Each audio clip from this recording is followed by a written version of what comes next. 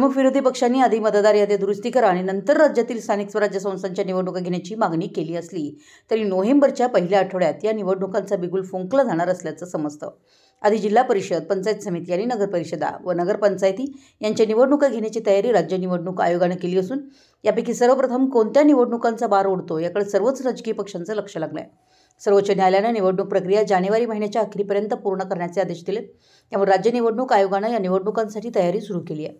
जिल्हा परिषद आणि पंचायत समिती निवडणुकीसाठी गट आणि गणरचना आरक्षण जाहीर केले आहे। नगर परिषद आणि नगरपंचायतीसाठीही नगर अध्यक्ष आरक्षण, प्रभाग रचना तसेच प्रभागनीय आरक्षण निश्चित करण्यात आले आहे।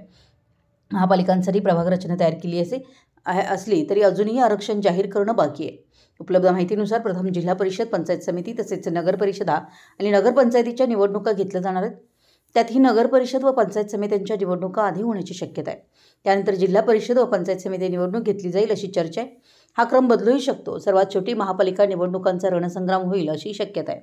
राज्यातील विरोधी पक्षांनी एकत्र येत मतदार याद्यांमध्ये त्रुटीवर बोट ठेवून त्या दुरुस्त करून मगच निवडणूक घ्यावी अशी भूमिका घेतली आहे। मात्र आयोग निवडणुका आणखी पुढे लांबवण्याची शक्यता कमी आहे। नोव्हेंबरच्या पहिल्या आठवड्यात निवडणुकीचा बिगुल फुंकला जाणार आहे। अशावेळी विरोधी पक्ष कोणती भूमिका घेतो याबाबतही उत्सुकता निर्माण झाली आहे। मुंबई प्रतिनिधी, मराठी एस न्यूज।